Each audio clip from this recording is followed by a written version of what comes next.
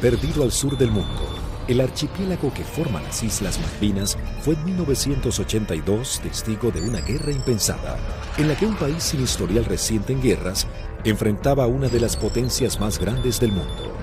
Las batallas se llevaron en tierra, en el mar y en el aire. El mundo se llevó varias sorpresas, pero definitivamente la batalla aérea se llevó gran parte de las miradas. Las arriesgadas maniobras de la aviación argentina y los inéditos modos de ataque hicieron que luego de esta guerra los protocolos de defensa naval cambiaran para siempre.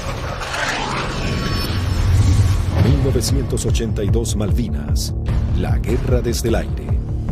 Por 150 años los reclamos se realizaron de forma pacífica y diplomática. Sin embargo, en 1982, Argentina decide recuperarlas por la fuerza. Como respuesta, Inglaterra hace zarpar a la flota más grande que enviara contra un objetivo desde la finalización de la Segunda Guerra Mundial. La Royal Navy y sus modernos Harrier enfrentarían a la aviación argentina y bombardearían objetivos terrestres en las islas. Estaba a punto de gestarse uno de los enfrentamientos más espectaculares de la aviación moderna. Los Sea Harrier y los Harrier GR-3 llegaban a la zona de conflicto con el objetivo de dominar la batalla aérea. La mayor ventaja de estos cazas es que despegan verticalmente gracias a sus toberas direccionables. A la enorme experiencia de los pilotos británicos en combates aire-aire, se sumaba que llegaban armados con el misil americano Sidewinder IM-9L, capaz de alcanzar a su blanco, aun siendo lanzado desde cualquier posición. Argentina se preparaba para enfrentar a las fuerzas de tareas británicas con diferentes aviones que había adquirido en los últimos 40 años. Si bien tecnológicamente estaba muy lejos del ejército británico, los pilotos tenían confianza en su desempeño. Había que pensar que el A4, el Skyhawk, era un avión que se compró de un diseño de la década del 50. Es un avión que la Fuerza Aérea lo compró usado en el desierto de Mojave, se le hizo el overhaul y se trajo a la Argentina, voló aproximadamente 140.000 horas antes de la Guerra de Malvinas, o por ahí, o sea que es un avión que tuvimos muchísima experiencia. La flota de la Fuerza Aérea Argentina estaba compuesta por las máquinas que para el momento eran antiguas. En 1955 había iniciado un plan de renovación de sus cazas y bombarderos pesados. Los primeros que habían llegado al país luego de implementar esta política fueron los bombarderos Canberra, que para aquel momento contaban con un sistema de armas de vanguardia. Y en Inglaterra surgió una polémica, pues había algún sector que quería vender y tener a la Argentina como un cliente de equipo militar, operaciones comerciales que eran muy rentables, muy redituables, pero un sector del Foreign Office se opuso terminantemente porque consideraban que ese era un riesgo y que la Argentina, con aviones como el Canberra, podía o estaría en condiciones de intentar ocupar las posesiones inglesas en el Atlántico Sur y en la Antártida, básicamente las Islas Malvinas, ya en el año 55. La mayoría llevábamos muchos años en la unidad, habíamos tenido un adiestramiento muy bueno, muy adecuado. Para nosotros esto era como participar en uno de los tantos ejercicios que se hacían, ¿no es cierto?, en esa época, y se simulaban operaciones reales, con lo cual teníamos un adiestramiento muy bueno y aparte un conocimiento mutuo entre las tripulaciones muy bueno, ¿no es cierto?, y aparte un espíritu realmente que... En la década de los 60, la Fuerza Aérea adquiere el cazabombardero A4 Skyhawk, de manufactura americana. La Fuerza Aérea Argentina comenzó a recibir sus primeros A4 en 1966 y en 1974 se adquirió un nuevo lote de 25 Skyhawks A4C. La Fuerza Aérea Argentina también contaba con un avión de combate de fabricación nacional, IA-58 Pucará. Una docena de cazas a reacción Mirage 3 que habían sido adquiridos con la finalidad de proveer defensa aérea a la ciudad de Buenos Aires también estaban al servicio de las batallas aéreas. 39 aviones Dagger de origen israelí, su principal función era la cobertura aérea y el bombardero. En 1972, la aviación naval argentina adquirió un lote de 16 Skyhawks A4Q, que fueron destinados a la tercera escuadrilla de caza y ataque con asiento en la base aeronaval de Comandante Espora. La tercera de caza y ataque con Skyhawk había desarrollado numerosas técnicas o tácticas propias para atacar naves a mar abierto. Era una unidad desde ese punto de vista muy experimentada y reconocida inclusive por su capacidad. Estos Skyhawks, a diferencia del A4B y C, se caracterizaban por ser un sistema de armas capaz de operar desde el portaaviones argentino 25 de Mayo. Pero para finales de 1981, los veteranos Skyhawks habían llegado al límite de la vida útil y la escuadrilla estaba a punto de pasar a retiro. Estaba pasando la escuadrilla por uno de sus peores momentos de la historia. Mejor dicho, el peor momento de la historia. 7 de los 10 aviones que contaba la escuadrilla estaban fisurados. Y eso significaba el cambio de las alas para poder seguir volando con seguridad. Algunos se pudieron cambiar, 2 de ellos se cambiaron el ala, pero los otros, los menos afectados, volaron con el larguero fisurado durante todo el conflicto.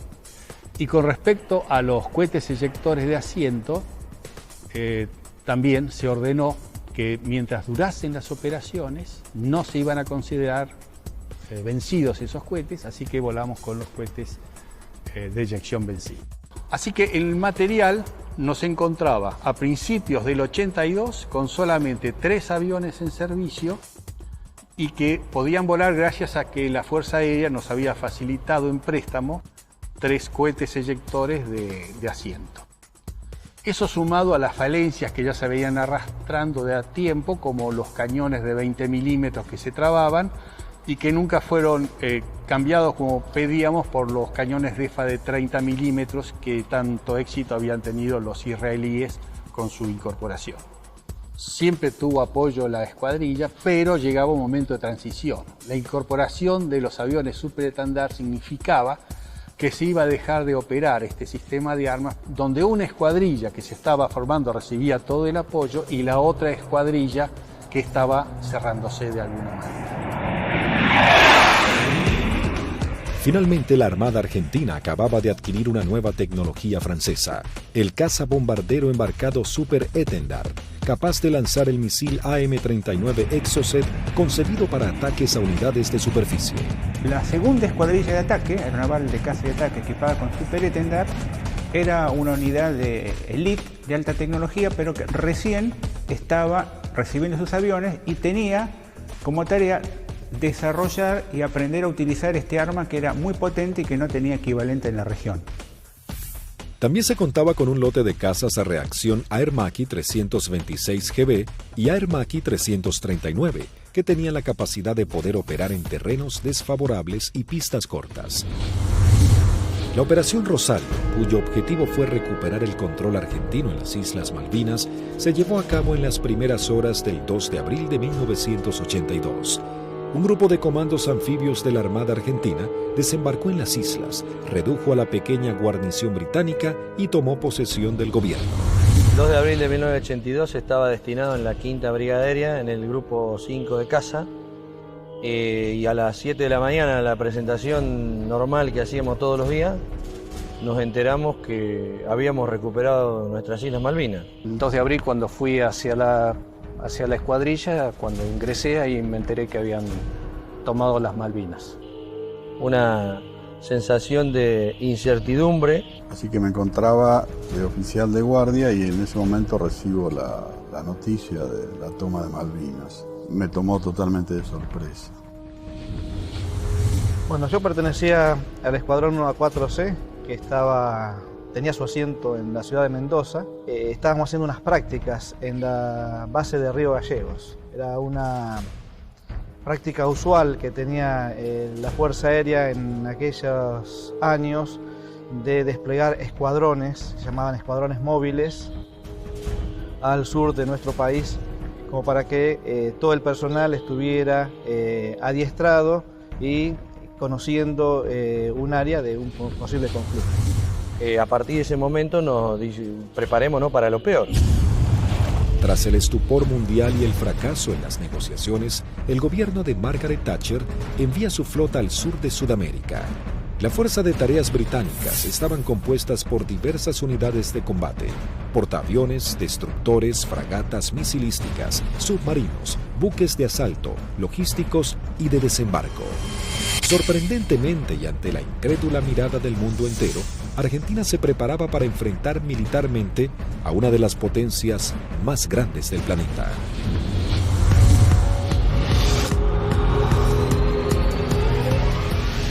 Los pilotos argentinos tuvieron un veloz entrenamiento para aprender a neutralizar objetivos navales sin ser derribados. La operación exigía sortear los sistemas de detección y defensa de los buques para poder aproximarse al blanco y lanzar sus bombas por encima del mismo. Había que equilibrar la inferioridad tecnológica con la capacidad humana.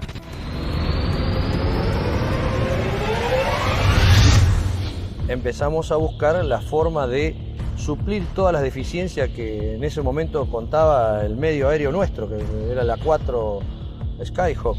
Y obviamente no teníamos contramedidas electrónicas para afectar tanto los radares como los lanzadores que poseían los británicos.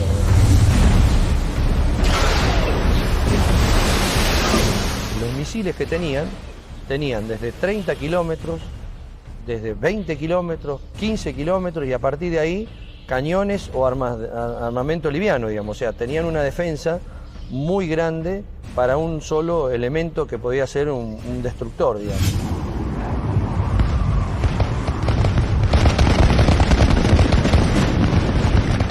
Entonces determinamos, con ayuda también de la Universidad del Sur, cuáles eran los niveles de vuelo que teníamos que realizar para poder volar bajo el lóbulo y no ser detectados por el radar.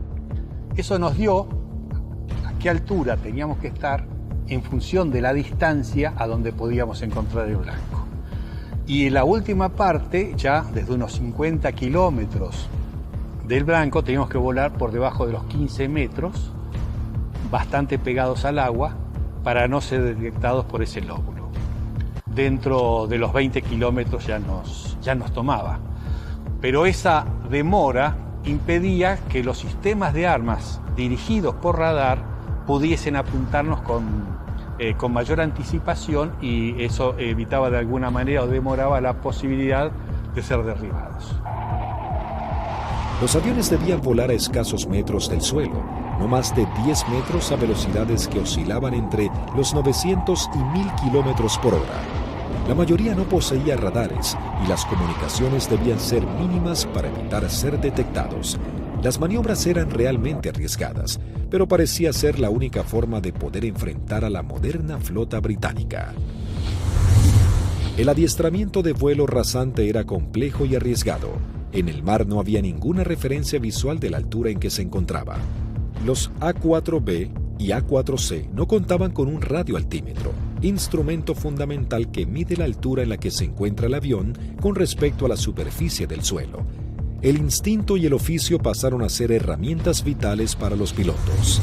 Durante la práctica le tratábamos de decir al guía que volara más bajo, hasta tanto perdiéramos la vista del horizonte mar y ya empezaba a entrar en el efecto suelo del mar, empezaba a cabalgar sobre la turbulencia que producía el aire, cerca del mar.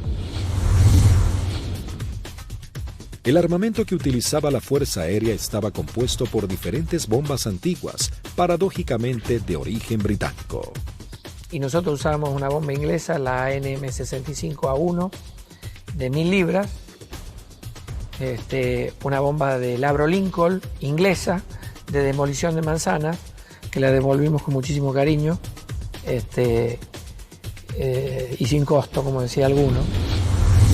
Paralelamente a los entrenamientos y mientras la flota británica se acercaba más y más, la Armada comenzaba una carrera contra el tiempo intentando de poner en servicio 8 de sus Skyhawks. También los técnicos buscaban poner en funcionamiento los escasos misiles Exocet que habían llegado al país antes del retiro francés.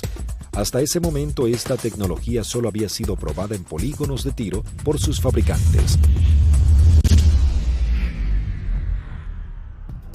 Nos dan la orden de la posibilidad de poner a punto el diálogo entre lo que era el sistema nuevo del Super Standard con el misil M39. Cuando conectamos todo aquí en el país, el sistema no funcionaba porque era un avión con un corazón de la época del 80 con las valijas de test que eran de la época del 70. Había ingenieros que se dedicaban a desglosar todo lo que era la parte matemática, cómo traspasar distintas informaciones, y algunas de las cosas también se hicieron por ensayo y error. Se iba buscando como un candado a combinación, ¿no? Se iba buscando número por número hasta llegar al número ideal que el misil pueda leer la información del avión. Y bueno, eso nos llevó un tiempo, hasta que un día la valija que reemplazaba el misil nos da que el misil había salido y que todos los parámetros que habíamos colocado estaban incorrectos. Eso ya nos daba un alto porcentaje de seguridad de que el misil por lo menos recibía la información correcta.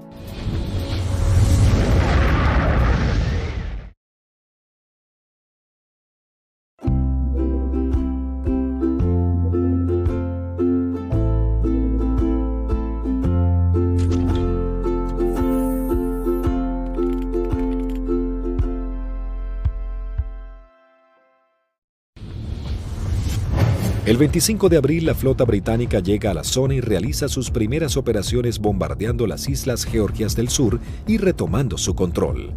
5 días después, el 1 de mayo, tiene lugar el inicio de los enfrentamientos en las Islas Malvinas y comienza la batalla aérea. 2 bombarderos Avro Vulcan británicos despegaron de las Islas Ascensión con la intención de dejar fuera de servicio la pista de Puerto Argentino. Al enterarse de la noticia en los aeródromos de Río Gallegos, Río Grande y San Julián, las secciones interceptoras se preparan para entrar en acción. 2 Dagger de la primera sección de Río Gallegos regresan al continente sin haber encontrado ningún objetivo. Una segunda sección de Dagger de la base de Río Grande es la primera en hacer contacto con aviones Harrier británicos. Al despegar hicieron contacto con el radar Malvinas, operado por la Fuerza Aérea Argentina. Con un alcance de 300 kilómetros a la redonda, se convertía en los ojos de los pilotos. A través de ellos podían saber qué aeronaves había en el teatro de operaciones.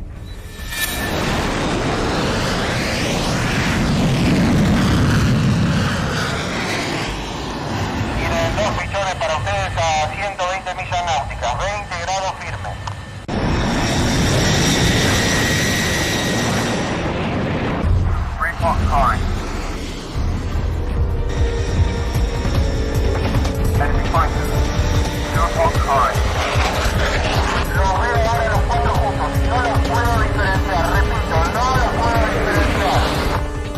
Los 4 interceptores comienzan a dar giros buscándose unos a otros, los argentinos con 22.000 pies y los Harrier 4.000 pies más abajo. Ahora los tienen a 9 millas de frente y a 1 milla del costado derecho.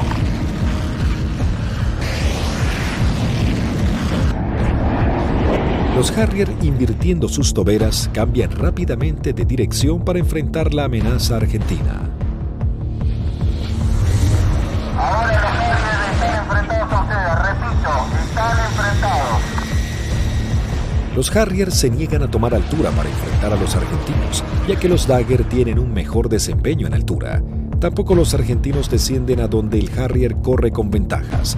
Por esta razón no se produjo combate alguno. Esa misma tarde se produce la primera baja cuando el primer teniente Ardiles, en uno de los Dagger, armado con misiles Chaffee y cañones, pone rumbo solitario a las islas. Dirigido por el radar Malvinas, aún Eco se acerca a su misión, sin saber que en realidad se aproximaba a una trampa mortal. Lo que erróneamente el radar detectó como un objetivo eran 2 Sea Harriers en formación cerrada. Al descubrir la amenaza argentina, uno de los Sea Harrier se coloca como señuelo, mientras el otro maniobra para colocarse por detrás.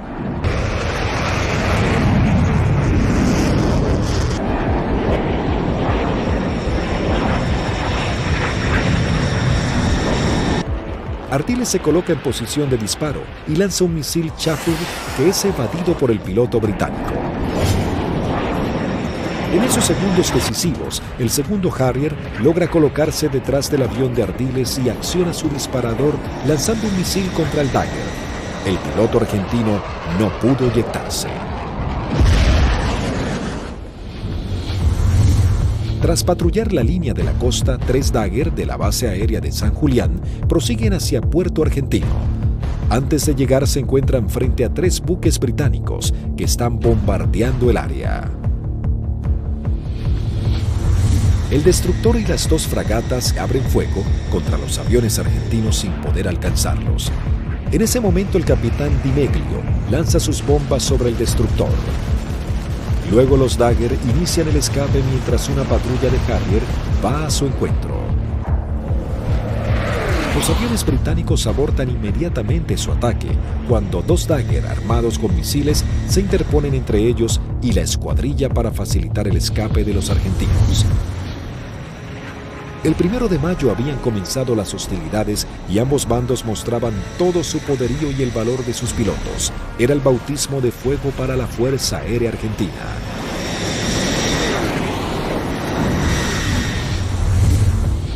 La guerra aérea había comenzado con los primeros enfrentamientos. Los británicos entraban su base de operaciones en la isla Ascensión y desde los portaaviones Hermes e Invencible. El objetivo principal era inutilizar la pista de Puerto Argentino, así dificultar las comunicaciones entre la isla y el continente, comprometiendo las posibilidades de los pilotos argentinos. La pista fue desde ese momento uno de los blancos principales de los Vulcan y los Harriers británicos. La primera baja en la pista es el mismo 1 de mayo, cuando los Sea Harrier bombardean al Pucará del teniente Yukik, alcanzando a su piloto y gran parte del personal que trabaja en el lugar. Fue el primer contacto con la guerra en sí, digamos, ¿no es cierto?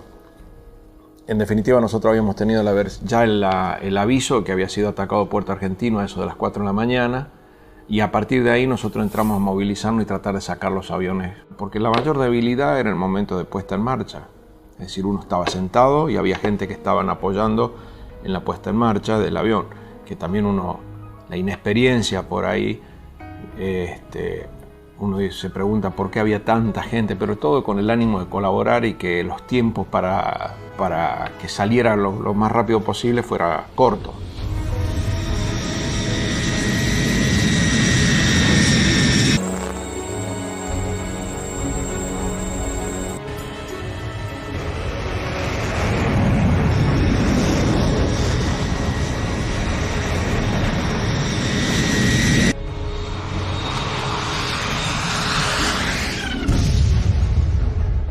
Desde armeros, de suboficiales técnicos, electricistas, todo dando vueltas alrededor del avión, que casualmente, desgraciadamente, es el avión donde impactan y casi todos ellos fallecen. A partir de allí, los arribos a Puerto Argentino eran muy arriesgados. Entonces llegamos a Puerto Argentino el 17 de mayo al atardecer. Y me sorprende cuando llegamos porque no hay nadie recibiéndonos. Aeropuerto fantasma, no había absolutamente nada. Veía el cráter, estaba lleno de esquirlas, y mientras estaba mirando eso, de pronto veo una camioneta que se empieza a acercar a la distancia de la cabecera opuesta. Para la camioneta, se baja un conscripto y me dice: corra jefe, que hay alarma roja. Y empezamos a sentir ruidos de turbinas y se aproximan 2 Harriers. Y habríamos hecho unos 30, 40 metros cuando miro a la derecha y explota una bomba en la cabecera 26, un poco más alejada, unos 100 metros de la cabecera 26. Los Harriers pasaban, hacían la PAC, la patrulla aérea de combate en San Carlos, y a la vuelta con una bomba de 1000 libras en el medio, tiraban la bomba y se volvían. O sea que la cantidad de alarmas rojas era muy abundante. El 2 de mayo, el submarino nuclear británico Conqueror hunde al crucero Ara General Belgrano. En la operación mueren 323 marinos argentinos. La guerra había comenzado de la manera más cruda para Argentina.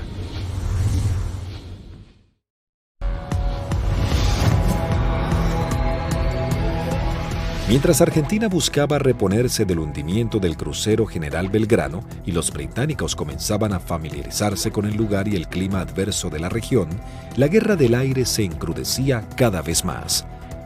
La Fuerza Aérea Argentina tenía el objetivo de diezmar lo antes posible a la flota británica y defender los objetivos en la isla que eran constantemente atacados. Los Harrier buscaban detener la acción de los pilotos argentinos y anular la comunicación entre el continente y Malvinas.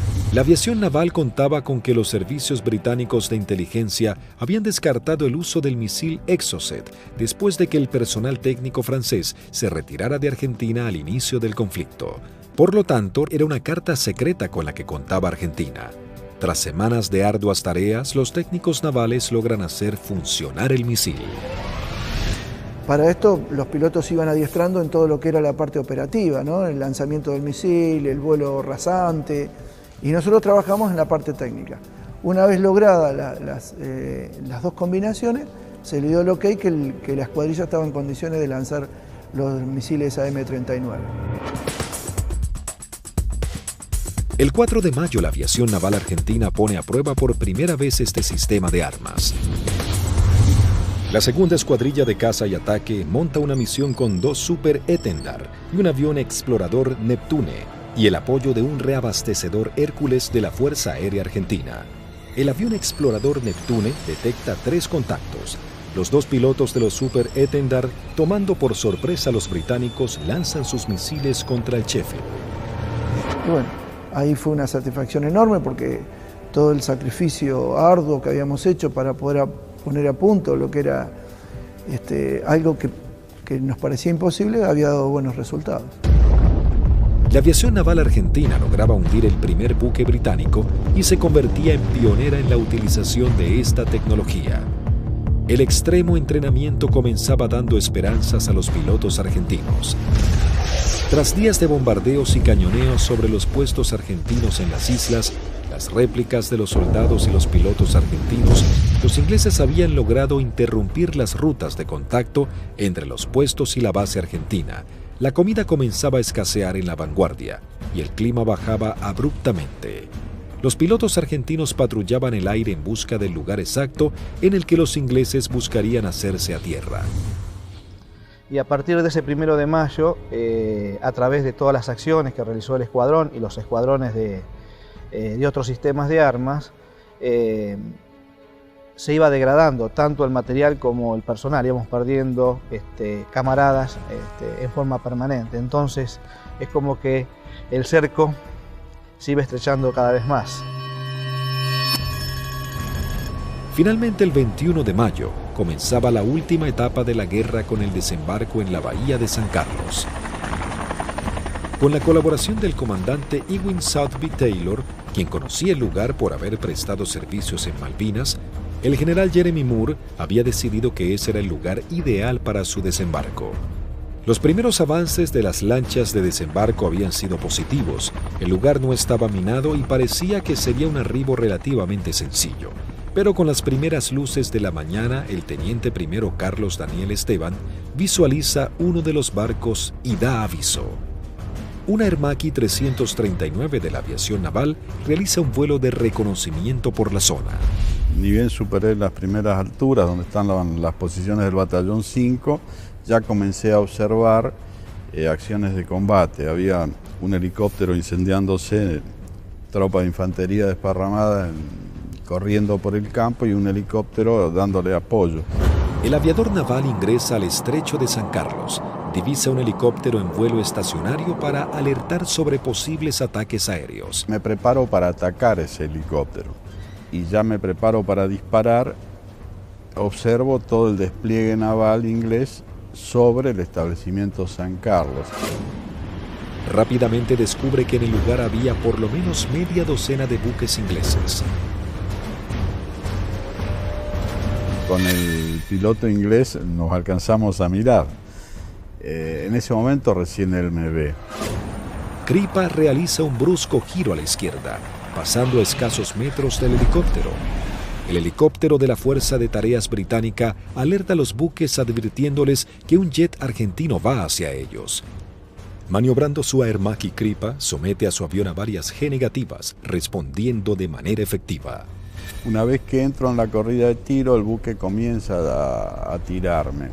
Yo con cañones y cohetes solamente podía producirle daños muy pequeños, entonces mi intención era tratar de dejarlo fuera de servicio al buque, es decir, atacar todo su sistema de radares, de radios, antenas. Volando en forma rasante, se coloca en posición de disparo contra el primer buque que cruza frente a su mira de tiro.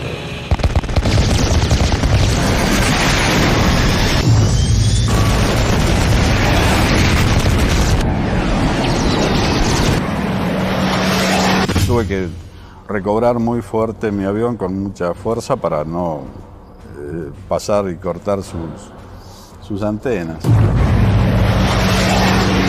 Una vez realizado el ataque Kripa, vuela entre medio de toda la flota británica.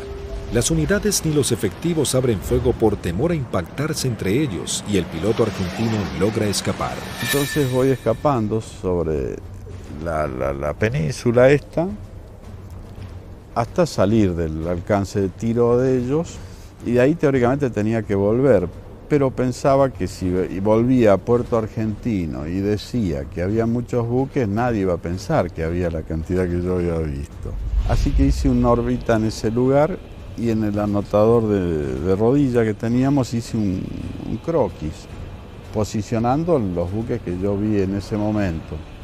Escuchamos que se aproximaba el Kripa con el avión. Yo cuando voy aproximándome pedí que fueran preparando armamento. Cortó motor y el avión seguía desplazándose cuando ya se había bajado y ahí comentó todo lo que había visto, muy a las apuradas obviamente. Me cargan en una camioneta y me llevan al comando a que yo pase la información que tenía.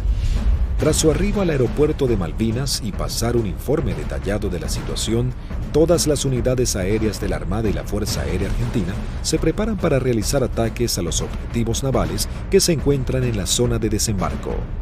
30 minutos después llegó el primer ataque del continente compuesto de una formación de 6 Dagger. El objetivo es el Antri. Una de las bombas no estalla y queda alojada en la popa de la embarcación.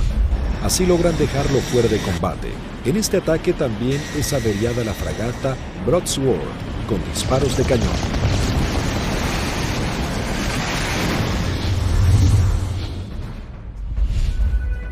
En Río Grande, las escuadrillas de Dagger y A-4Q navales parten para atacar blancos ubicados en el estrecho de San Carlos. Argentina intentaba dominar el espacio aéreo en el archipiélago.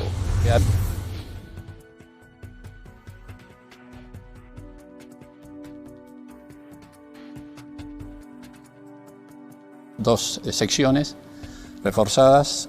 Yo salí con el teniente Márquez y el teniente Arca, y el sublíder era el teniente Rótolo, con el teniente Lecuri y el teniente Silvester.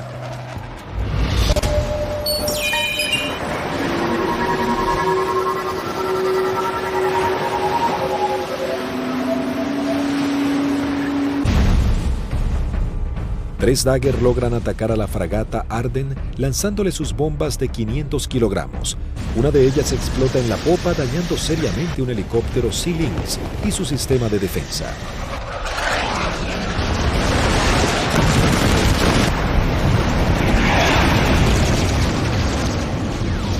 En ese instante, 3 A-4Q navales se aproximan en vuelo rasante a la bahía Ruiz Puente en búsqueda de algún blanco.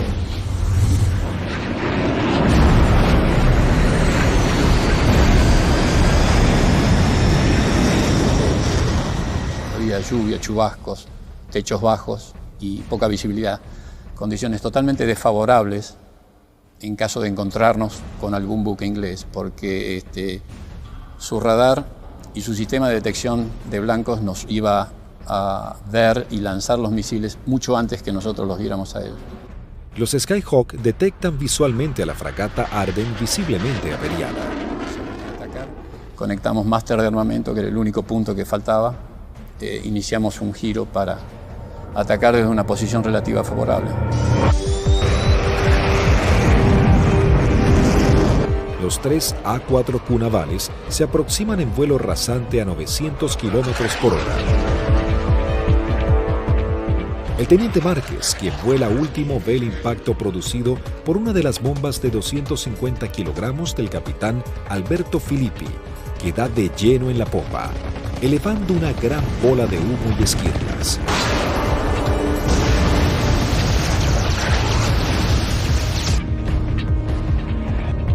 Comienzo un giro hacia la izquierda y le digo a mis numerales que nos escapamos por la misma, quiere decir que regresamos a base por la misma. Dos Harrier que habían despegado del portaaviones Hermes para patrullar el área del sur del estrecho de San Carlos ven las explosiones sobre la popa de la fragata Arden e inmediatamente se lanzan en picada para prestar apoyo. Y escucho la voz del teniente Márquez que dice Harrier, Harrier.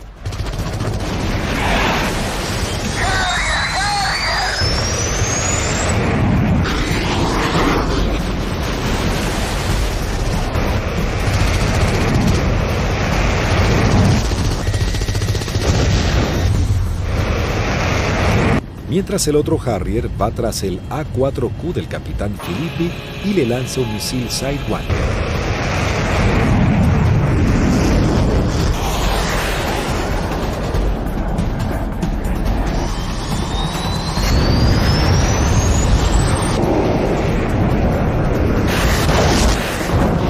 En ese momento escucho una explosión muy fuerte. Se sacude todo el avión. Empieza a encabritarse con la nariz hacia arriba y girando hacia la derecha. Miro hacia la derecha, estaba girando y veo un Harrier que se aproxima como para un remate demasiado cerca para mi gusto. Entonces le digo a la división, me dieron, me eyecto, estoy bien. Una fuerte explosión, un golpe muy fuerte en todo el cuerpo, me desmayo. Cuando recupero el conocimiento estaba descendiendo en paracaídas sobre el estrecho de San Carlos. El impacto fue bastante más fuerte de lo que yo me hubiera imaginado. Tuve suerte porque el mismo paracaídas, una vez que entro en el agua, se acuesta y el viento lo infla y el viento mismo me sacan de abajo del agua y me lleva hacia la costa, ¿no? En la costa, bueno, llegué, estaba realmente agotado.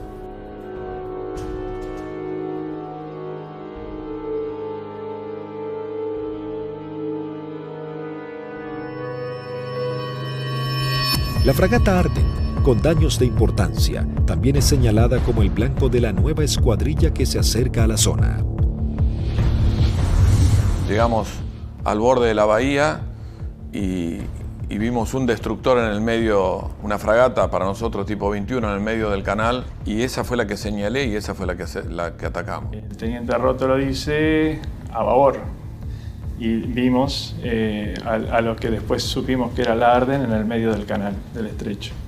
Y sobre eso giramos inmediatamente. Y ya pegado al agua practicamos un zigzagueo que hacíamos bastante violento a baja altura para evitar que los controles de tiro nos pudieran concentrar el tiro sobre nosotros.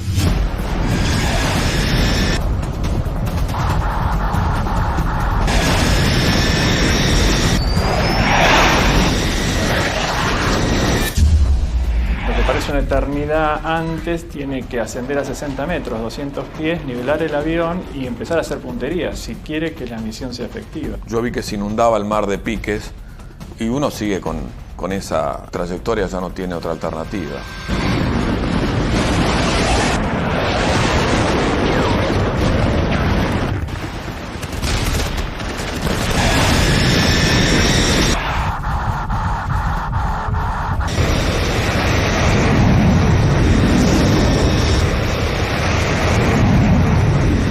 Yo vi el lanzamiento de teniente Rótolo, horquillando el blanco, 2 bombas antes, 2 bombas después, y sobre las columnas de sus explosiones, de la explosión de sus bombas, lancé yo las mías.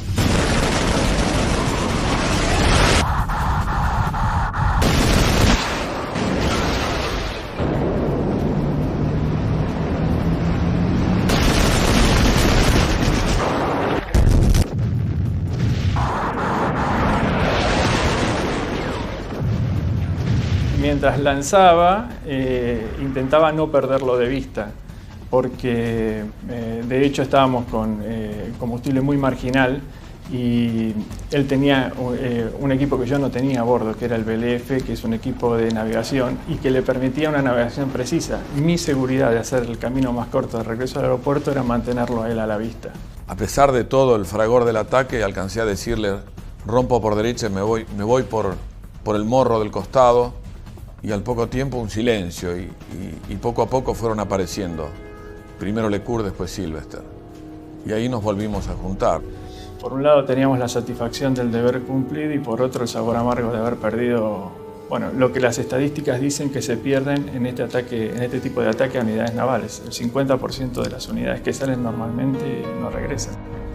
Sí, es un ataque, es violento, es muy violento lo que se vive en la cabina. Debido a los ataques que sufrió ese día, la fragata HMS Ardent se une en las frías aguas del estrecho. Sin embargo, las fuerzas terrestres británicas preparan el avance a Puerto Argentino.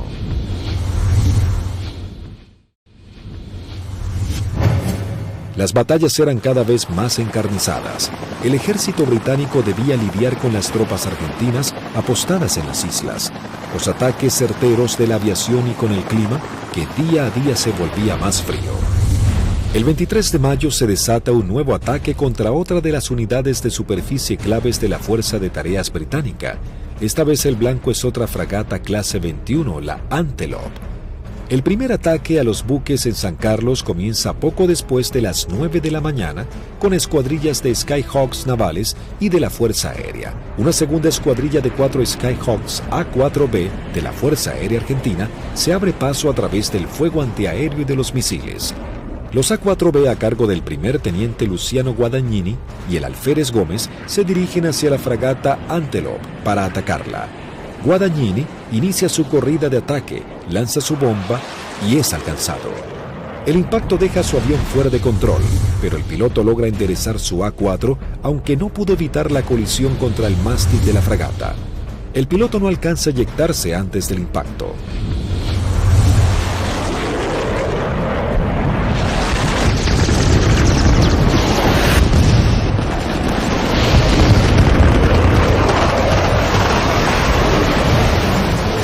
La bomba continuó su trayectoria y quedó alojada en la banda de estribor sin explotar. Tras la primera incursión, el ataque a la nave continúa con los A4Q navales, que se aproximan rápidamente en vuelo rasante por la isla Gran Malvina. Pude recorrer bien pegado al terreno en la isla Gran Malvinas y llegamos lo que vendría a ser al cordón muy bajo que hay, pero de unos 450 metros de altura.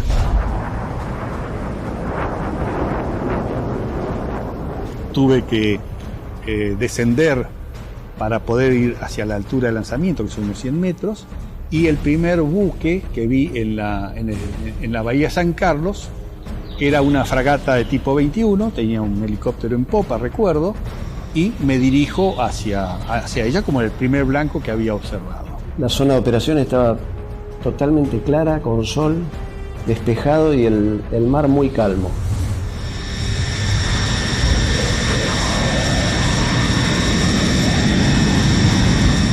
Todo era como en las ejercitaciones que siempre hacíamos con flota, un buque que simulábamos el ataque, el buque que nos apuntaba, pero esta vez en vez de apuntarnos tiraba también. Inmediatamente que entramos a la bahía, empezaron a tirar y tiraban ya de tierra, se veían los fogonazos, sobre todo de la derecha y del frente.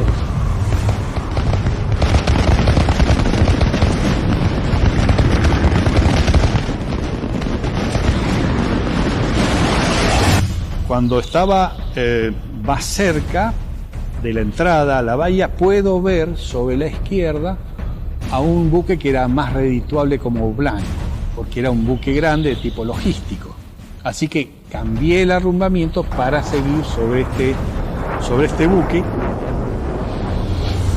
un momento dado quise tirar cañones porque tiraban de todos lados y salieron 2 disparos y se me trabaron los cañones. Así que me quedé con la bomba nada más. veo que desde la proa del buque sale una especie de bengala que reconozco que era un misil, y el misil era un SICAT que venía en forma así errática hacia mi avión. Hago una maniobra evasiva, un fuerte giro hacia la derecha, algo veo pasar por el costado así de la cabina.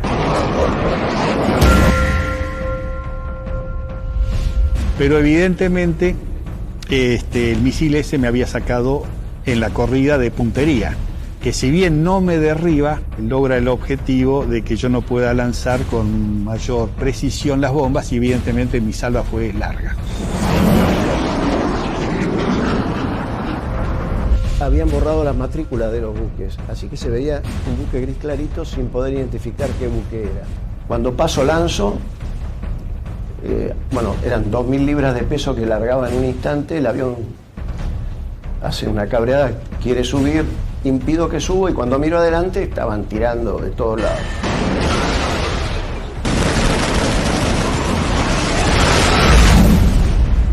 Cada uno debía completar su escape de la mejor manera. Como cuando estaba del otro lado, digo yo, bueno, por donde yo vine no había nada, así que voy a volver por el mismo lugar. Me comunico en esos momentos con los otros dos pilotos que escucho en la frecuencia. Se los escuchaba contentos porque, bueno, estábamos regresando. Yo aterricé, controlé normal el avión, no tuve ningún problema. Cuando llego al extremo de pista, aterriza su bizarreta, pero él venía con las 2.000 libras de bombas, revienta una cubierta en el aterrizaje y se empieza a ir de pista. Y ahí se eyecta y, bueno, fue una eyección fallida. Termina falleciendo a raíz de la eyección. Así que cuando salgo a los 600 metros, tenía la pista adelante, me dicen que aterrice del lado derecho, le pregunto por qué, me dicen que aterrice del lado derecho nuevamente, reafirman y bueno, cumplo esa orden de aterrizar sobre el lado derecho, y en la carrera de aterrizaje veo que había un A4 que estaba en pilón, apoyado sobre la nariz, en el tren principal de la nariz y sin la cabina.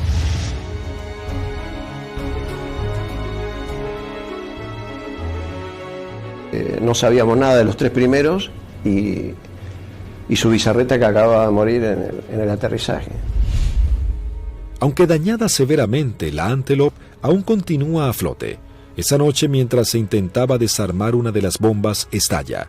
Automáticamente se produce un incendio masivo y la nave se hunde. Con los británicos en tierra, listos para marchar a Puerto Argentino, la aviación se esforzaba más y más para frustrar sus objetivos. Por las noches, los Canberra arrojan bombas pesadas para hostigar blancos en las áreas donde las tropas británicas poseen puntos fortificados de artillería, logística y puestos de mando. Se usó la táctica, digamos, del tiro a gran altura, pero auxiliado por el radar. La mayor amenaza para nosotros eran los misiles tierra-aire y las patrullas de Harrier.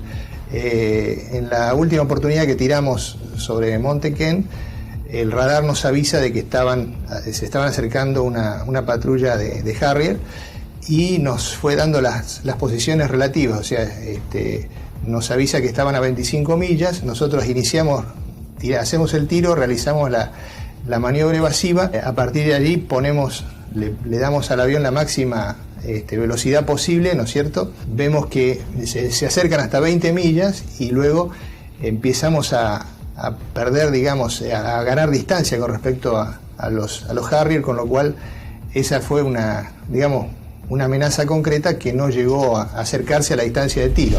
Con las primeras luces de la mañana del 25 de mayo, el mayor ataque de la aviación argentina comenzaba a gestarse. El almirante Woodward, jefe de la Marina Británica, previendo la situación, rápidamente despliega sus unidades para sostener los ataques. Los observadores navales argentinos mantienen actualizada la posición de los buques enemigos mientras las escuadrillas llegan a la zona. En el continente, los dos Super Étendard de la Armada Argentina preparaban los misiles AM-39 Exocet para un segundo ataque sobre la flota británica con un rumbo de acercamiento diferente para lograr una mayor efectividad.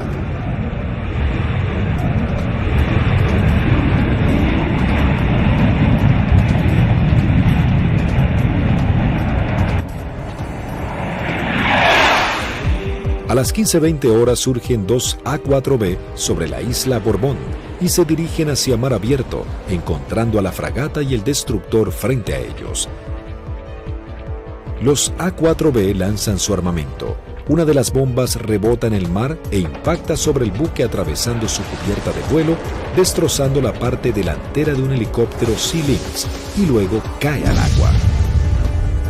Los otros dos A-4 se acercaban en rasante rápidamente hacia los buques. Yo iba del lado izquierdo y mi guía del lado derecho, y como no teníamos radar, obviamente, el control lo hacíamos con nuestros ojos. A mí me tocaba controlar desde el frente a la izquierda y el guía del frente a la derecha. No teníamos otra alternativa, digamos.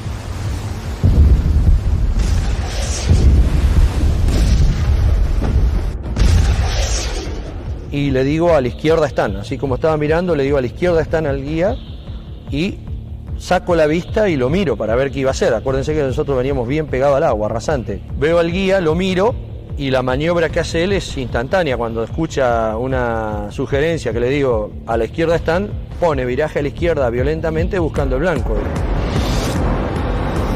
Inmediatamente el guía pone viraje brusco a la izquierda, dejando sin opción a Barrio Nuevo de tener que elevarse para esquivarlo entrando en el área de tiro del radar, que al estar en automático, inmediatamente lanza un misil Sea Dart. Escucho a la otra escuadrilla, Carballo, que dice el misil, el misil, el misil. Y Rinque, que venía atrás, le dice no se preocupe que va por otro lado.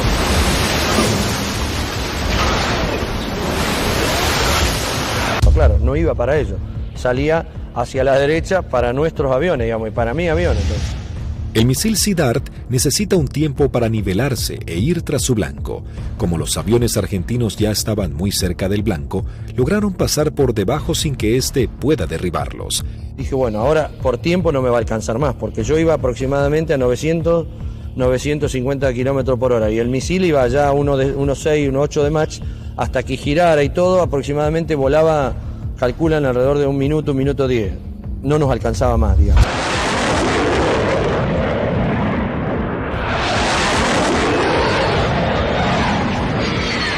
Yo lo veo al guía porque lo iba formando un poquito más atrás, unos 50, 100 metros más atrás, y veo perfecta las bombas cuando la lanza y impactan a no más de 1 metro del agua.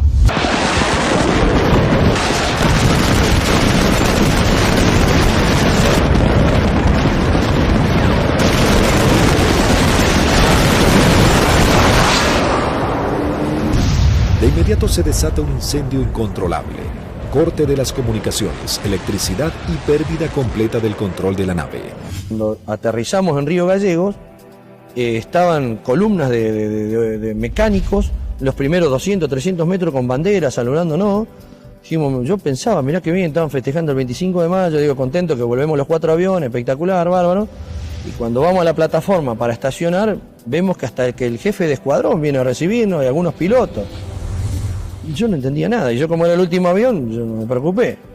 Y cuando bajo, el jefe de escuadrón me maltrató. ¿Qué hizo? ¿Qué hizo usted, Alfredo? Yo le digo, el avión está en servicio, le digo, puede volar, no lo rompí, no hice nada. Le digo, está bárbaro. No, pero ¿qué hizo? Y ya me agarra de la solapa, eso no me lo olvido más. Así de la campera, de lo que le quedaba del chaleco salvavidas, y le dice, ¿pero qué hizo, señor? No sé. Me despeiné en el vuelo, le digo, estoy desilustrado, no tengo ni idea. No, ¿qué hizo? Acaba de hundir un buque en 20 minutos.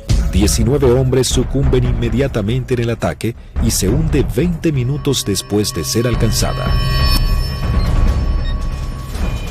Al mismo tiempo que los A-4B de la Fuerza Aérea ponen rumbo al continente, un Hércules de la Fuerza Aérea Argentina reabastece al este de las Islas Malvinas a 2 Super Étendard de la aviación naval. Ellos ya están preparados para un nuevo ataque con misiles Exocet.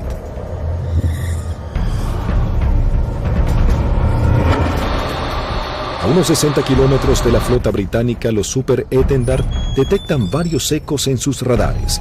Eligen los más grandes y mientras toman altura de lanzamiento, los datos son transmitidos a sus misiles de manera automática.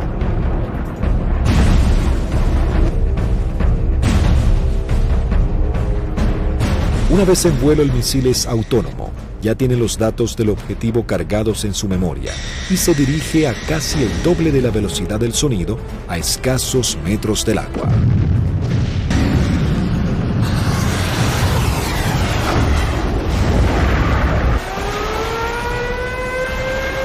Nuevamente los británicos lanzan una alerta de combate.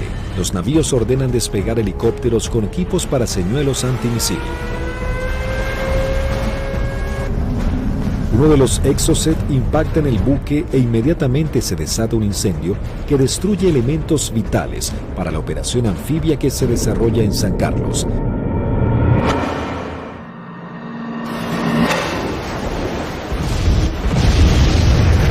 El buque es abandonado y se hunde unos días después. Si bien el daño infligido sobre la flota británica era considerable, cada vez la resistencia argentina estaba más doblegada en las islas.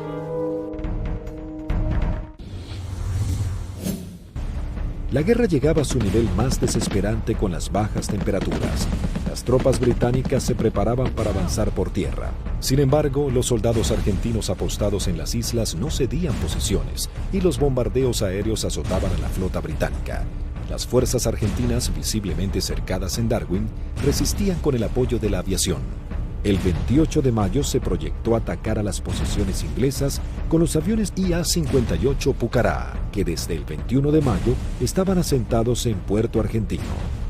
Conocíamos bastante la zona porque era la zona misma donde nosotros habíamos operado antes, es decir, a los alrededores de lo que habíamos utilizado como campo de aterrizaje nuestro, era la zona donde ya estaban los ingleses aproximándose hacia el pueblito donde estaba la base, digamos lo que quedaba de la base.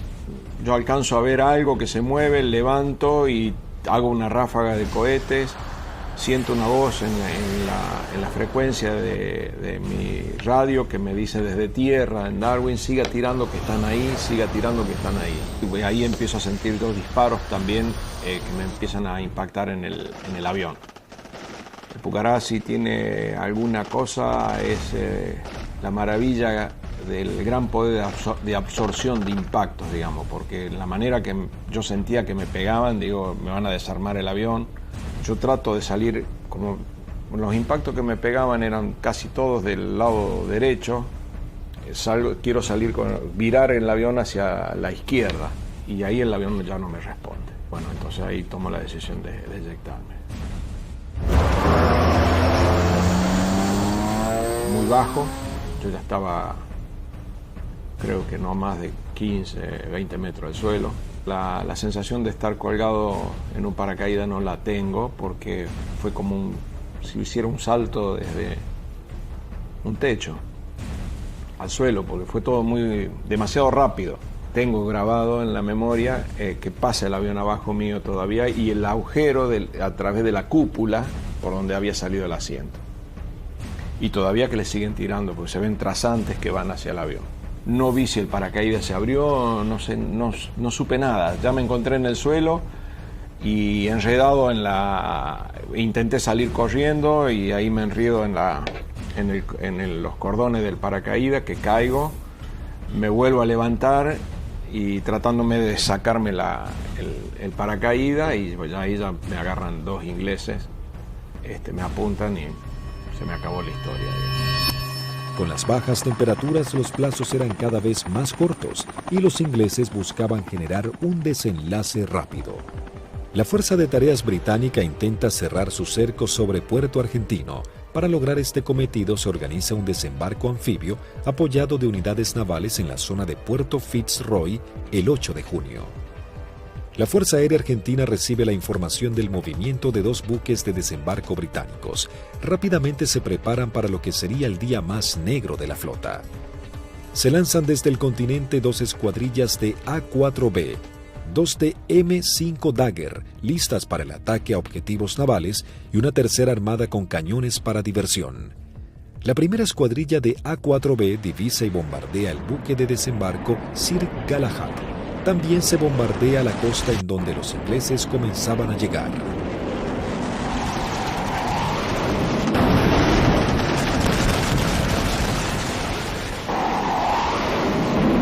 La Fuerza Aérea Argentina, sabiendo que ha logrado impactar en los buques de desembarco, redobla su apuesta y envía una escuadrilla de A-4C y 2 A-4B para bombardear las posiciones terrestres en la cabeza de playa. El día 8 de junio se me avisa por la mañana temprano de que, bueno, era uno de los seleccionados para que esa tarde, a través de un avión Learjet, pudiéramos volar hacia Mendoza y poder visitar a nuestras familias. Pero claro, antes de poder alcanzar esa meta había que realizar una misión, entonces todo cambia un poquito el ángulo de cómo uno está viendo esa misión.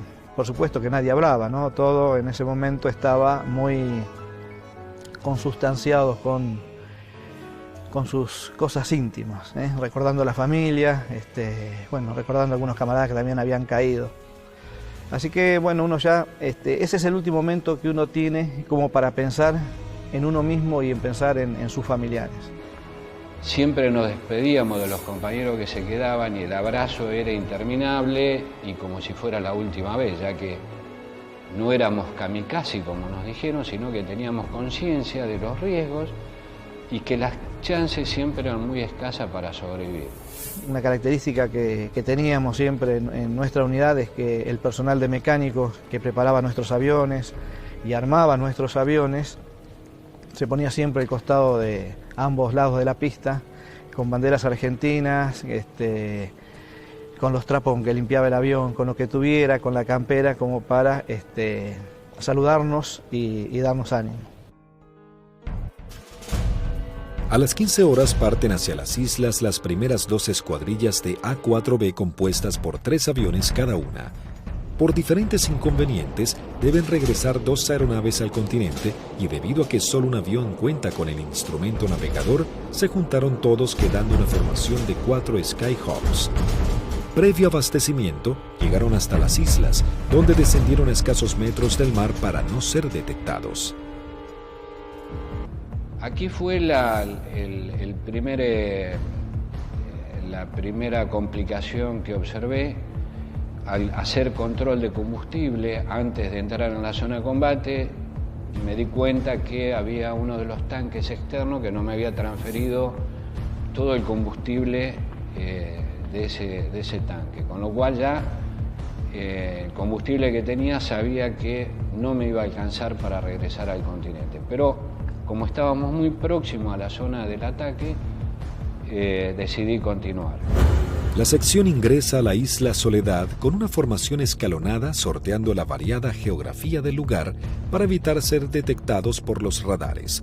Los pilotos saben que no cuentan con el factor sorpresa y que serán recibidos con un intenso fuego antiaéreo. Realmente dantesco, a pesar de que ya teníamos todos experiencia de que nos tiraran, pero era dantesco ver la cantidad de proyectiles 20 milímetros, 30 milímetros, artillería antiaérea y misiles de diversos tipos. Los A-4 sobrepasan las defensas aéreas y se dirigen rumbo a Bahía Agradable. En ese momento sucede algo inesperado para Sánchez. El numeral 4 lo sobrepasa, quedando él en 4º lugar. Inmediatamente yo traté de acelerar mi avión para volver a tomar la posición que yo tenía inicialmente en la formación. O sea, trataba de alcanzarlo a Vázquez pasándolo por la derecha. 2 Sea Harrier del Escuadrón 800 giran en círculos sobre Fitzroy. Uno de los pilotos ve aproximarse un avión en vuelo bajo desde el sudeste e inmediatamente le avisa a su compañero. En ese momento, no sé por qué razón, se me ocurrió darme vuelta a la izquierda de mi avión y mirar detrás del avión. Y lo que se veían eran impactos de proyectiles atrás de mi avión, inmediatamente en la cola, y se levantaban surtidores de aguas, varios piques detrás de mi avión. Sánchez, sin saber quién era su atacante, decide continuar con su maniobra para lograr colocarse tercero en la formación. Cuando está sobrepasando al alférez Vázquez, Bolsan, el líder, encuentra al lanchón de desembarco saliendo del seno Choi Seul. Cuando la ve, inmediatamente pone viraje y el resto de los aviones lo siguen, con lo cual los 3 aviones se me vinieron encima mío. Ninguno se había dado cuenta que yo venía tratando de ocupar mi posición, con lo cual los tuve que saltar por arriba, evitándolos, tomé altura, lo cual siempre era un riesgo, porque evitábamos tomar altura en la zona de combate, porque era un tiro al pato, decíamos, de cualquier avión o cualquier buque que anduviera en la zona. Ante la tónica mirada de los pilotos británicos, los 3 Skyhawks inician su corrida-ataque hacia el lanchón. El numeral 2, teniente Juan Arraras, logra impactar de lleno la embarcación con sus bombas, ignorando la presencia de los aviones Sea Harrier. Hay algo que me llama la atención a mi derecha, y a unos 500 metros veo 2 Sea Harrier a la misma altura que yo, bien formaditos, paralelos, un poquito más retrasado el segundo avión. El guía era David Morgan y el numeral Smith. El Sea Harrier lanza su primer Sidewinder hacia el avión de Arraras e inmediatamente Sánchez da la alerta. Cuando vi eso, que lanzó el misil, les doy la voz de alerta a mis compañeros, o sea, misil en el aire, 2 Sea Harrier. Arraras es impactado por un misil en su parte trasera, dejándolo fuera de control. Si bien se eyecta, no logra sobrevivir. El Harrier arremete contra el segundo A4. Tiene en su mira al avión de Vázquez. Lanza su misil impactándolo de lleno y sin que pudiera eyectarse. Realmente ese fue un momento choqueante, quedé muy choqueado porque el pensamiento era hace un instante, era un compañero mío, un amigo mío, un camarada mío, y que desapareciera de esa forma, o sea, me impactó mucho, ¿no? Sin perder tiempo, el Harrier, piloteado por David Morgan, continúa su ataque contra su próximo objetivo. Las maniobras evasivas del avión del primer teniente Bolson no logran evitar el misil. Su piloto tampoco logra sobrevivir a la explosión. Y al volver a entrar en conciencia, inmediatamente fui a buscar los 2 Sea Harrier, ya que yo estaba expuesto también a recibir un ataque. No los vi donde estaban últimamente, en la última posición. Se me ocurrió mirar para arriba y ahí es que veo un Sea Harrier que empieza a hacer, baja su nariz para iniciar el ataque a donde yo estaba en ese momento posicionado. Tras el ataque, el único A4 sobreviviente, en inferioridad de condiciones para entrar en combate, decide desprenderse de todo el peso extra y emprender un escape pegado al mar acompañado de maniobras evasivas. Estaba realmente muy estresado, muy choqueado, con lo cual había cosas que estaba descuidando, entre ellas el combustible.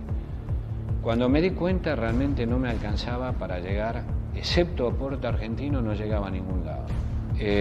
Lo primero que hice fue tomar altura, independientemente que anduvieran los Sea Harrier, ya no importaba mucho, moría de una forma o iba a morir de la otra, así que... Sánchez toma altura y reduce su potencia de motor a fin de economizar el gasto de combustible, aunque queda expuesto a cualquier tipo de ataque. Mientras tanto, la sección de A4C entraba en la zona de combate atacando el personal que desembarcaba en la costa de Bahía Agradable. Ahí nos encontramos con los barcos humeando, muy próximos a la playa, y un enjambre de hombres que estaba desembarcando y que iba trasladando todos los pertrechos hacia la playa.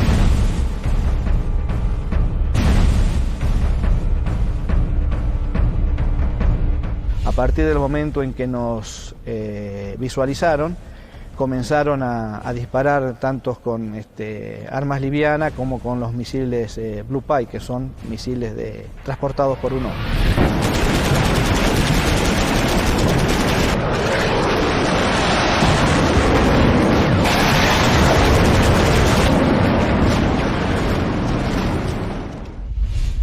Tuve la oportunidad de esquivar 2, girando un poco el avión y poniendo pedal, tratando de evitar. Pasaron algunos por arriba y algunos por abajo.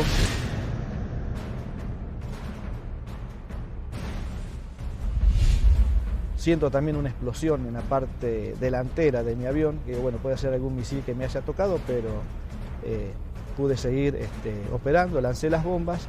Y en el momento en que giro a la izquierda veo a mi numeral, está escapando hacia la izquierda con una luz roja que lo está siguiendo. Cuando gira hacia el otro lado veo al numeral del capitán Caffarati también con otro misil en la cola y le vuelvo a gritar, pero hace caso omiso, pero era a través o por el problema que yo tenía de mi equipo de radio. El Skyhawk del teniente Sánchez se encontraba expuesto en altura, con sus cañones trabados y sin combustible para llegar a la base. Toda su escuadrilla había sido derribada y no había sobrevivientes. De la decisión del piloto podría salvarse, caer prisionero o congelarse en medio del mar.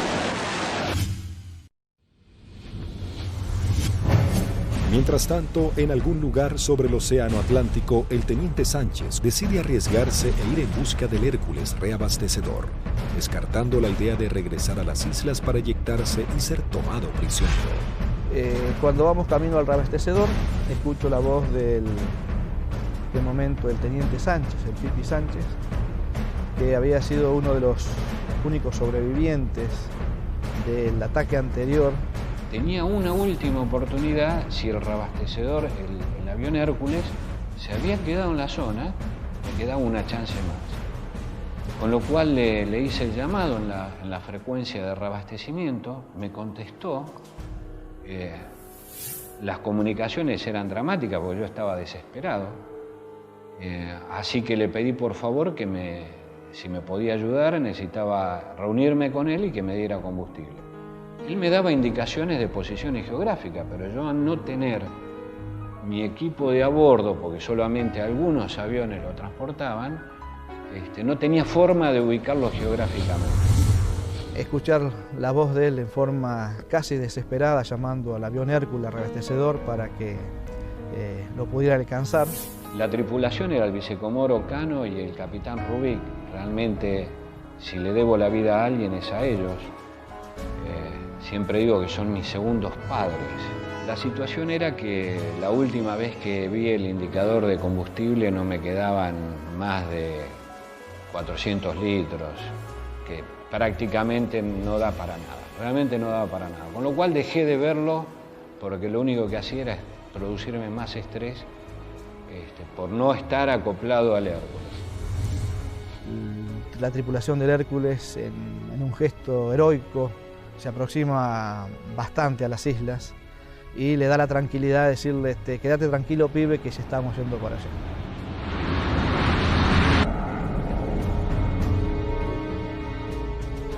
Y luego pude acoplar y me transfirieron combustible que me permitió llegar a Río Gallegos, a nuestra base. En el regreso, el brigadier Paredi observa que su indicador del nivel de aceite de su avión comienza a fluctuar. Nuevamente el fantasma de la caída en medio del océano vuelve a aparecer. Con lo cual digo, bueno, puede ser que me hayan producido alguna perforación, esté perdiendo aceite y se grane el motor y acá me queda a mitad de camino.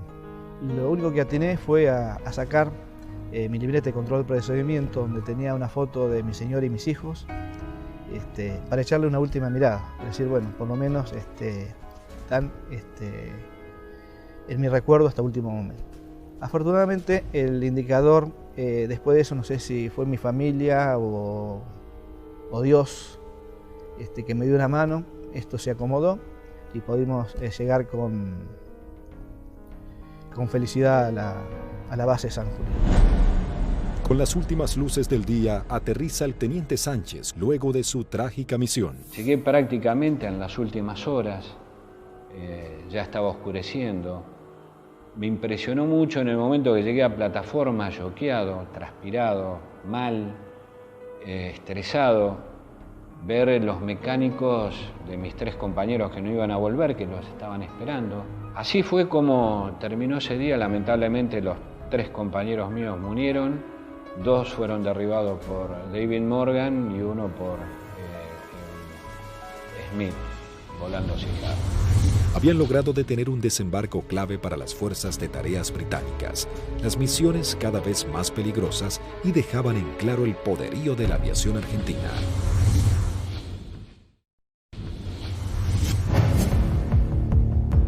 La guerra terminaba, sin embargo las misiones de la Fuerza Aérea eran cada vez más arriesgadas. El 13 de junio, a horas de finalmente firmar la dimisión argentina, comienza a tomar forma un ataque que podría haber cambiado el curso de la batalla final por las Islas Malvinas. El día 13 de junio, que fue ataque objetivo terrestre, en principio cuando comenzó el conflicto del Atlántico Sur, los pilotos teníamos cierta aprehensión a los ataques a objetivos navales, ¿no? Porque la fragata tenía de todo para defenderse. Cuando fue avanzando el conflicto y llegamos ya casi a los finales y los ingleses ya tenían buenas posiciones tomadas en tierra, realmente se complicaba el ataque a objetivo terrestre porque estaban las defensas terrestres, las aéreas y encima las navales. Había que sortear todas. Pero realmente era para lo que habíamos estado preparados toda la vida, y creo que esa fue una misión en la cual los ingleses estuvieron sorprendidos de cómo nosotros llegamos al corazón del Estado Mayor, que estaba en Monte Dos Hermanas, al pie del Monte Dos Hermanas. 2 escuadrillas de A-4B del Grupo 5 armados con 3 bombas retardadas por paracaídas toman parte de la última misión de combate de la Fuerza Aérea Argentina. La acción es osada y peligrosa: atacar y destruir el comando del Estado Mayor británico del general Jeremy Moore, jefe de las fuerzas británicas. En esa misión volamos casi unas 350 millas, un equivalente a unos 700 kilómetros, rasante. Iban tan bajos, tan rasante, que el chorro de los aviones quedaba marcado en el agua. Entonces me resultaba más fácil seguirlos. Y ahí escuchamos al radar Malvinas, que salió en frecuencia y preguntaba: ¿hay alguien en frecuencia? Fue la primera vez que en mucho tiempo que el jefe de escuadrilla rompió el silencio de radio, el capitán Varela, y dijo: los nenes. Muy bien, dice radar Malvinas, yo tengo, no los tengo, pero tengo una PAC al norte, 2 aviones, etcétera, etcétera. Tengo una al sur, tengo una al oeste y tengo una al este. Le volvió a preguntar el capitán: ¿usted nos ve? El radar Malvinas le dijo: no. Entonces ellos tampoco. A las 12 horas del mediodía, las 2 escuadrillas ingresan al área de Malvinas para dirigirse a su blanco. Cuando estábamos sobrepasando el acantilado, vimos que estaba posado ahí un helicóptero, un Sea Lynx británico, que son los que lo usaban ellos como de veedores. Y yo pienso que ese helicóptero informó la posición nuestra, informó la entrada nuestra a la isla. Inmediatamente de eso el radar Malvinas empezó a dirigir al aire, dar todos los movimientos de las PAC. Todas las PAC iban concentrándose hacia el lugar de nuestra ruta. Los A-4B toman vuelo rasante máximo, en formación cerrada, pegándose contra el terreno para evadirse de los Harrier que venían a derribarlos. El jefe de escuadrilla observó un soldado inglés con su casco y su fusil que subía una colina y lo encontró de frente al avión. Evidentemente estábamos volando muy bajo. Varela iba como siguiendo el terreno, volando bajo, y por momentos se le perdía de vista.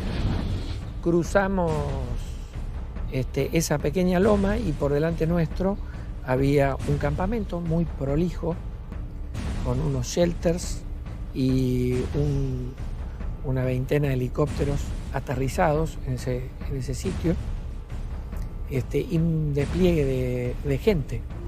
Los 4 Skyhawks logran sortear el terreno y llegan al corazón del Estado Mayor británico. Hasta que escucho tirar, dice Varela, tirar. Y veo ahí veo los fogonazos de los 4 bombardeos que hicieron cada uno de los aviones. Los A-4B se dirigen directamente al cuartel general y lanzan sus bombas. En medio del caos e improvisando la defensa, el general Moore escapa del ataque. pude ver el impacto de los helicópteros en marcha y el impacto de los cañones nuestros, una mancha marrón que iba pegando en cada uno de las puertas del helicóptero. Yo era la primera experiencia que tenía de haber tirado tan cerca. Incluso uno de los helicópteros despega y, digamos, nos pone el rotor de frente al avión. La segunda escuadrilla, al mando del teniente Cepeda, entra en acción realizando un segundo ataque sobre los cuarteles de mar. Cuando yo veo ese escenario, ordeno a mi escuadrilla tirar en ese lugar, ya sobrepasado el ataque de Varela, más adelante. Tiramos las bombas y bueno, vamos a salir. Yo salgo, sigo la línea de vuelo y venía un helicóptero, un Siquín, cruzando de mi derecha a izquierda. Y empecé a disparar a ojo, porque como la munición es trazante, me quedaba marcado por dónde iba la munición, entonces yo veía y movía el comando como para que barrerlo al helicóptero con la munición.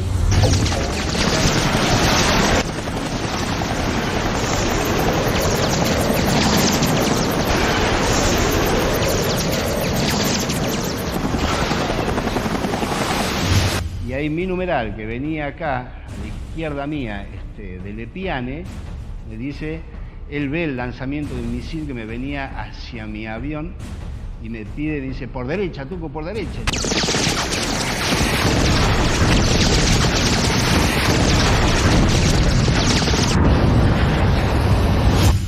Decidimos salir en forma individual, atravesando las islas, con regreso al continente por a San Julián. Los A4B emprenden su regreso al continente volando rasante. Algunos de ellos con averías deben ascender para economizar combustible.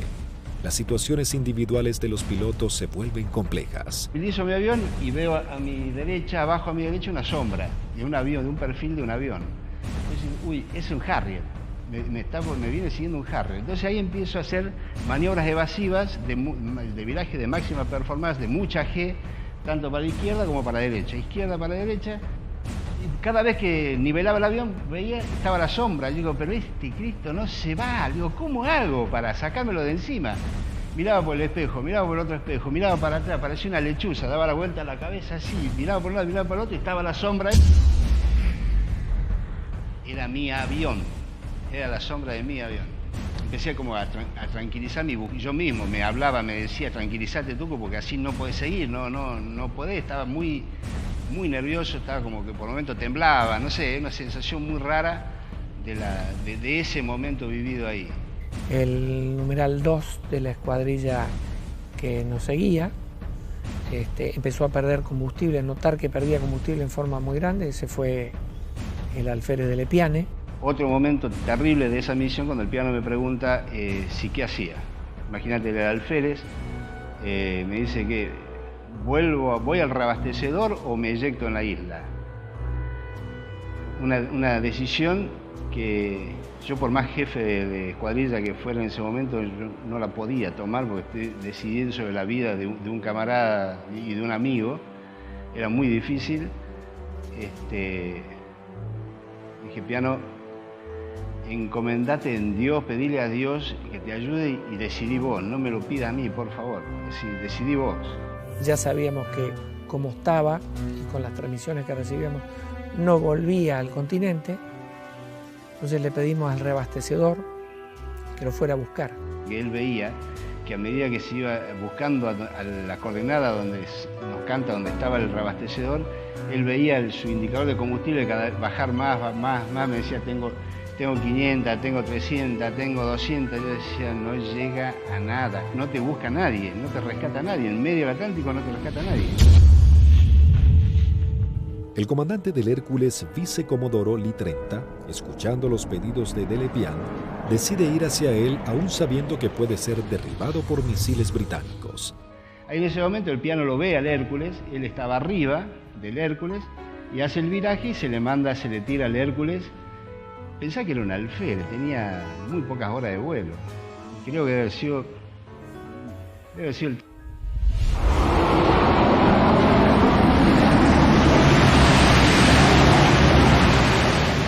Ahí el reabastecedor se arrimó a las islas en un acto de arrojo terrible, ascendió lo buscó, lo encontró,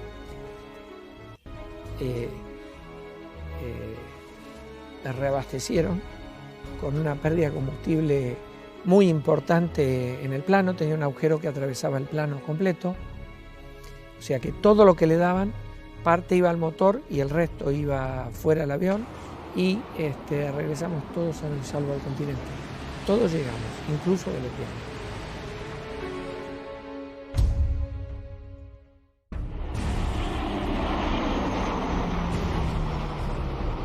Ese fue un factor importantísimo en el desarrollo de la guerra, el tema del reabastecimiento. Nosotros estábamos muy compenetrados y nos entendíamos muy bien con los pilotos, las tripulaciones de Hércules, y fue uno de los secretos mejor guardados de la guerra y en la cual le dio la posibilidad de éxito a muchas misiones de la Fuerza, fue que los ingleses nunca pudieron encontrar dónde hacíamos los reabastecimientos. Buscaron por todos lados, nunca encontraron un Hércules haciendo reabastecimiento. Las misiones extremadamente peligrosas en las que se embarcaban los pilotos eran los últimos actos heroicos de una guerra que ya llegaba a su fin. El 14 de junio de 1982, las tropas británicas finalmente ingresan en Puerto Argentino y se firma la rendición argentina. El general Mario Benjamín Menéndez, jefe de las guarniciones argentinas en las islas, le informa a su par británico que solo puede responder por sus unidades en Malvinas. El general Moore insiste en la necesidad imprescindible de interrumpir las acciones y Menéndez le reitera su falta de control sobre la Fuerza Aérea y la aviación naval, pero le garantiza que no efectuará ningún pedido de misiones. Moore comenta sus experiencias en San Carlos y Monte Kent, donde noche a noche eran bombardeados por los Canberra, y agrega que el día anterior había salvado su vida por un minuto al ser atacados por aviones A-4B. El conflicto deja a los británicos con su flota desmantelada y no es posible proseguir con las operaciones navales. En ese momento, si alguien le pone un valor en números, y un avión que no valía más de $50.000, y una fragata CL-42 valía $550 millones puesta en el puerto. O sea que si uno hace números, realmente no resiste mucho análisis. La guerra económica la ganó la Fuerza Aérea Argentina, desde ese punto de vista, ¿no? Y la Armada con sus A4, porque eran aviones viejos que nadie calculó que tenían la capacidad de hacer el daño a una de las primeras flotas del mundo. Bueno, creo que hicimos bien los deberes. Hicimos aquello para lo cual estábamos adiestrados y creo que lo hicimos bien. Yo creo que esa es la demostración más grande del profesionalismo y de la cadena que hace que ese hombre, en definitiva el último eslabón, llegue y cumpla con su objetivo. Pero hay un montón de gente atrás y que todos han demostrado ampliamente su valía y convencimiento por la fuerza y en definitiva por la nación. El escuadrón, a pesar de que tuvimos muchas bajas, tuvo el espíritu y las ganas de seguir combatiendo y defender algo que era nuestro. Lo realmente importante es el vínculo que uno genera con el camarada que va a entrar en combate junto a uno, que va a arriesgar su vida con uno y del cual va a depender de mí y yo voy a depender de él. La voluntad y el deseo de poder cumplir con la misión y cumplir con ese juramento que en algún momento hicimos cuando éramos cadetes, de defender la bandera y la patria hasta perder la vida. 36 aviadores de la Fuerza Aérea Argentina y 4 de la Aviación Naval Argentina perecieron en operaciones de combate y accidentes. Primero y fundamental, el mejor recuerdo para aquellos que dieron todo, que es fundamentalmente la vida de aquellos que no volvieron. Es el gran honor para mí de haber conocido héroes vivos. Ese yo creo que es el mayor honor que he tenido, que me ha permitido la vida. El conflicto de Malvinas dejó un sabor amargo, pero marcó la impecable profesionalidad de los pilotos argentinos, quienes con tecnologías claramente inferiores y algunas que ni siquiera habían sido probadas, lograron dar batalla y sorprender al mundo con maniobras y estrategias de combate que jamás se habían utilizado. Si Argentina la recupera, será por la vía diplomática, con inteligencia, con trabajo. Es como se lo explico a mis hijos. Malvinas, con toda la calma del mundo, significa la persistencia de la necesidad de recuperarlos.